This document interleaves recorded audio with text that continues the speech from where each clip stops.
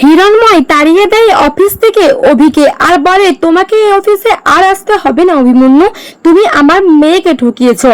অন্যদিকে রুদ্র আর রোমাকাঞ্জিলাল চক্রান্ত করতে থাকে কিভাবে অভিকে শেষ করা যায়, তাই তো অভিকে এক্সটেন্ড করিয়ে দেয় আর তারপরে অভিমন্যু হসপিটালে থাকে। হ্যাঁ বন্ধুরা, এমনটা দেখতে পাবো আমরা প্রতিজ্ঞা ধারাবাহিকের আগামী আপডেটগুলিতে। গল্পের শুরুতে আমরা দেখতে পেয়েছি ছুটি সবার জন্য চা করে মন জয় করে নিয়েছে। ঠাম্মি কোনো মতে চা খেতে না চাইলেও ছুটির হাতের চা খেয়ে পরীর মায়ের কথা মনে পড়ে গেছে, এমনকি পরীর কথা মনে পড়ে গেছে।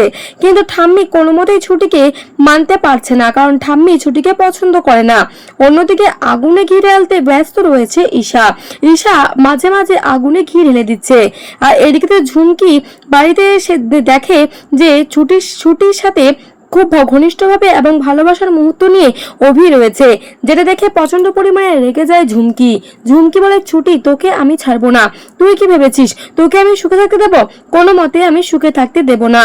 তাই তো ঝুমকি প্ল্যান করেছে যেন অভিমন্যুর চাকরিটা চলে যায়, তাই তার বাবাকে দিয়ে সমস্ত কিছু কান সে আগে থেকেই ভাঙিয়ে নিয়েছে।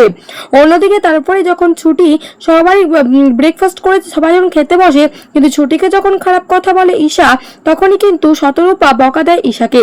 অন্যদিকে একটা অশান্তি শুরু হলে অভিমন্যু না খেয়ে খাবার না খেয়ে উঠে চলে যায়।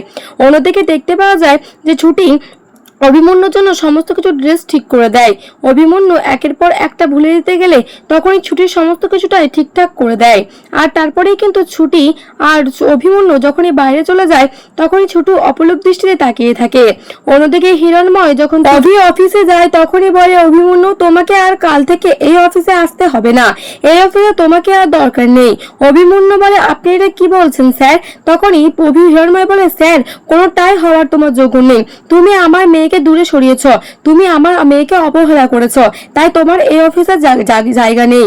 তখনই অভিমন্যু চারটা কথা শুনিয়ে দেয় হিরণময়কে আর বলে, আপনি আপনার মেয়ের স্বার্থের জন্য সমস্ত কিছু ত্যাগ করলেন স্যার। আমি যে আমার স্যারকে চিনতাম সেই স্যার উনি নন। মেয়ের প্রতি পাগল এবং স্নেহ ভক্তি হয়ে তিনি সমস্ত কিছুই ভুলে গেছেন। এই বলে তো অভিমন্যু বাইরে বেরিয়ে যায়। অন্যদিকে রুদ্র আর রোমাকাঞ্জিলাল ফলো করতে থাকে অভিমন্যুকে আর বলে যে, অভিমন্যু তোমার আজ শেষ দিন হবে, তুমি আমাদের কেস লড়বে। তারপরে তো অভিমন্যু যখন গাড়িতে যায়, তখনই কিন্তু ছুটির কথা ভাবতে থাকে। অন্যদিকে শতরূপা অভিমন্যুর ভালোর জন্য পুজোতে যখন দিতে যাবে, তখনই সেই প্রদীপটা নিভে যায়। শতরূপা চিন্তা করে অভিকে ফোন করে, কিন্তু অভি ফোন তুলতে গিয়ে গাড়ি অ্যাক্সিডেন্ট হয়ে যায় আর অভি সেখানে পড়ে যায়, মাথা থেকে রক্ত বেরোতে থাকে।